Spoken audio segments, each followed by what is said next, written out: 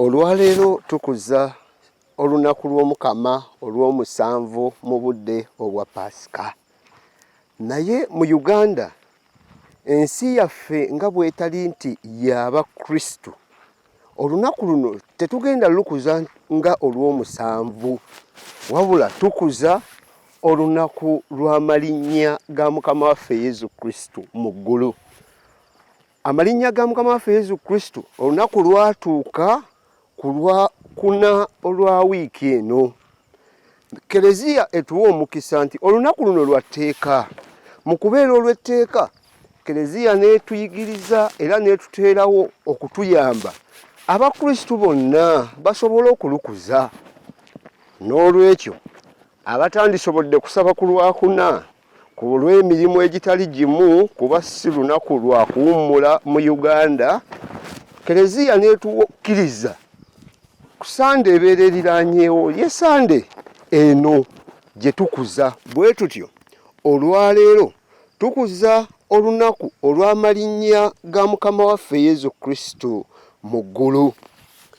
Essomo erisooka n'Evvanjiri olunaku olwaleero bitutegeka era ne bituyamba okukuza obulungi olunaku lw'amalinnya ga Mukama waffe Yesu Kristu mu ggulu, nga bitujjukiza biki bye tuyiseemu, ate lwaki tubiyiseemu, ate lwaki tulina okubitendereza n'okubyogerako.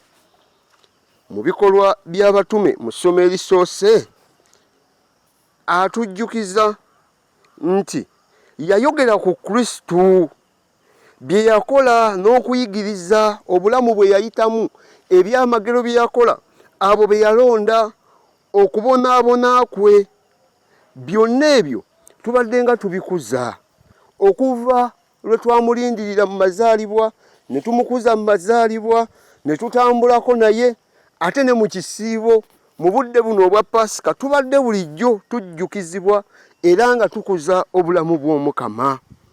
Bwe kityo Evvanjiri ate nekkaatiriza nti ate ne kigwanira nti kyalina okuteekwa kiteekwa Yesu Kristu afe ate azuukire. Bino byonna nga tumaze obbikuza, ffe Abakristu birina okutuyamba okuddamu okulaba Yesu Kristu nti teri kyamugwako bugwi, teri kyatuuka nga tekiri mu ntegeka za Mukama, wabula byonna byaliwo Omukama Yesu Kristu yennyini ng'abikkiriza, kyokka okubikkiriza nga ffe ayagala tusobole okumutegeera, tusobole okumunywererako, ate mu byonna tusobole okutuuka eri Patri. Yesu Kristu ono eyafa n'azuukira, olwaleero ate tukuza ng'alinnya mu ggulu. Evvanjiri gye tuwulira mu mwaka guno eva mu kitabo kya Luka. Luka ng'awandiika ku Yesu Kristu amugeraageranya nnyo ku balanzi babiri.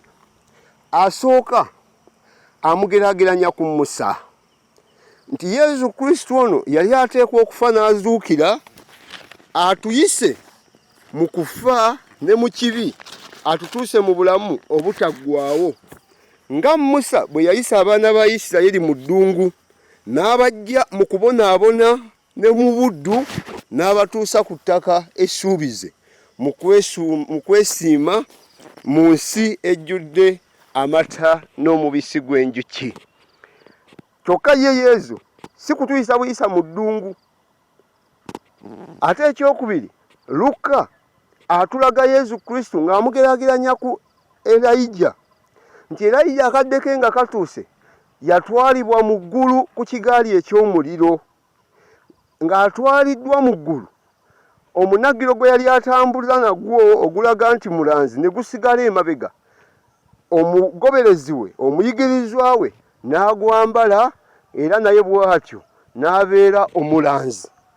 Yesu Kristu ate ye mu ngeri ey'enjawulo n'alinnya mu ggulu nga tatwalibwa ku kigaali kya muliro, ate ye n'omunagiro gwe tegumuvaako, wabula n'atwalibwa, ekire ne kimutwala. Ekire kiri kye twawulira mu kiragaano ekikadde ekyayolekanga nti omukama waali ekiro ekyabeerangawo ne kikulembera abantu ba Katonda emisana ate ekiro empagi ey'omuliro n'ebakulembera. Olwaleero Kristo ng'alinnya mu ggulu kyekire ekimujjawo. Luka ng'agezaako okutulaga nti bali balina bye baakola era baali balanzi. Kyokka ate Yesu Kristo abakira bonna nti ye Yesu Kristo ate kyatutuusaako kiyitirira. Nga bwe yatuyigiriza nti agenda, nga bwe yatuyigiriza nti addayo eri kitaawe. Olwaleero Luka addamu okukkaatiriza ebigambo bye yayogera n'enjigiriza gye yayogera agenda kubituukiriza, nga tatwalibwa butwalibwa, nga tabula bubuzi nga Musa bwe yabula, wabula ng'alinnya mu ggulu. Ebigambo bino nno Yesu Kristo byabadde atuyigiriza ebbanga eryo lyonna ne bye yatusuubiza. Bwe tutyo olwaleero bwe tubeerera mu ssanyu, bwe tubeerera mu kujaguza okwannama ddala nti ono gwe tugoberera newankubadde akadde konna abadde atugamba nenaddala zino ennaku ze tukuzizza nti nze ŋŋenda, akadde kagenda tuuka nga siriiwo, akadde kagenda tuuka nga temukyandaba. Olwaleero tujaguza nti okugenda kwe si kwe kugenda ng'okwaffe omulwadde ali ku kitanda akugamba nti ŋŋenda bino byegendereze, oba nti akadde kampeddeko, obudde bumpeddeko. Nedda, fo ono waffe eyatugamba nti agenda, eŋŋenda gy'agendamu ya kitiibwa, eŋŋenda gy'agendamu atulagira ddala nti ayina gy'alaga n'agenda mu ggulu. Era Kristo bw'atyo mu kugenda kwe omubiri gwe tegwafuuka ng'egyaffe bwe gibeera nti tegukyalimu kantu, tegukyalina mugaso, wabula yatwalibwa mu ggulu n'omubiri gwe. Abatume be nga balaba Yesu Kristo. Olwaleero evvanjiri gye tuwulira wamu n'essomo erisooka biddamu okutujjukiza obubaka Yesu Kristo bw'atuwa ng'alinnya mu ggulu. Ate ebigambo bino abatume ne baagala tubyebuulirireko nnyo. Yesu Kristo bwe yali alinnya mu ggulu, ebigambo bye yasembayo gamba abatume be tubisanga bulungi mu Matayo 28 omutwe 28 olunyiriri olw'16 okutuuka ku lwabiri. Ng'agenda otwalibwa mu ggulu yabagamba mugende muyigirize mu nsi yonna, mubatize abantu mu linnya lya Paatiri n'erya Mwana n'erya Mwoyo Mutuukirivu. Bye bigambo Yesu Kristo yasembayo okugamba abatume be ng'agenda otwalibwa mu ggulu. Ebigambo ebyo eri abo bonna abatume, abasaaseredooti, abalangirizi b'evvanjiri, tusabe Omukama obubaka buno tubutuukirize bulijjo nga tulangirira Omukama n'amaanyi gaffe gonna na buli kyonna kye tuba tusobodde okukozesa tulangirire. Ate mu byonna abakkiriza Omukama tubabatize nga Kristo bwe yatuyigiriza nti mu linnya lya Paatiri n'erya Mwana n'erya Mwoyo Mutuukirivu. Kino nno kituzaayoko mu ssomo erisoose. Mu ssomo erisoose awo nno Yesu Kristo kye yayogera kisobole okutuukirira obulungi nti Yowaana yabatizanga n'amazzi, wabula mujja kubatiza mu Mwoyo Mutuukirivu. Kati nnaayambuse ate n'atugamba nti ŋŋenda basindikire oyo Kitange gwe yasuubiza, abamanyise byonna, abategeeze byonna, ate abeere nammwe. Bwe tutyo nno ne tujaguza nti ffe abategedde Omukama twebaza. Byonna Kristo bye yatuyigiriza, byonna Kristo bye yatusuubiza mu Eklezia Katulika tubituukiriza nga bwe biri. Era bwe kityo n'okununulwa kwaffe tukwesunga kasita tubanga tukola ebyo Omukama byatuyigiriza mu bigambo byaffe ne mu bikolwa byaffe. Evvanjiri essomo erisoose nga liggwako litulaga abasajja babiri abaddamu okutugamba nti oyo gwe mulabye ng'ayambuka bw'atyo, oyo abaggiddwako nga bw'atwaliddwa bw'atyo era n'okudda bw'atyo bw'alidda. Obubaka buno bulina otugiriza Abakristo nti Omukama gwe tulindirira ajja kuva mu ggulu nga bwe yatwalibwa. naye okukka kwe nga kabwati twebuuza Sande ya leero yayambuka otutegekera ebifo bw'alidda ng'amaze otutegekera ebifo alitusanga twetegese ate abatume bamubuuza bulungi akadde ako ani akamanyi agamba ebyo temubibuuza Omukama bye yeesigaliza temubibuuza mwe mukole byatuyigiriza tusobole okugwanira okugabana ku bwakabaka bwe.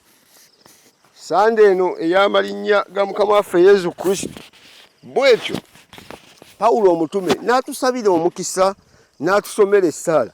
Era essaala eno nsaba buli mu Kristo Omukama agikwanukulire mu bulamu bwo.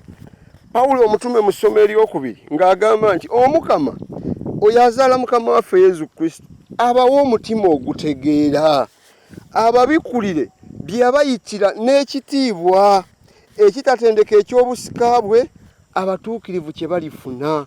Buli omu ku ffe ategeera Omukama nga Kristo bwe yamutubikkulira ate mu byonna tugabane ne ku kitiibwa kye. Ekyo ekitiibwa abatuukirivu kye bagabanyeeko naffe tukigwanire. Oyo Omukama eyayolesa eby'amaanyi mu Yesu Kristo n'amuwa erinnya erikira amannya gonna na buli mu Kristo bw'atyo amuwe ekitiibwa era amukulembere mu byonna abeere wa mugaso mu buli kimu mu maka ku mirimu mu mikwano. Omukama ekitiibwa kye kyeyoleke mu bakristu be ate nga n'abakristu abatuusa ku buwanguzi. Patri olwaleero ayaniriza Kristo mu ggulu. Twesabire Omukama naffe olumu atwanirize mu ebyo ebifo Kristo byatutegekera. Omukama abeere nammwe.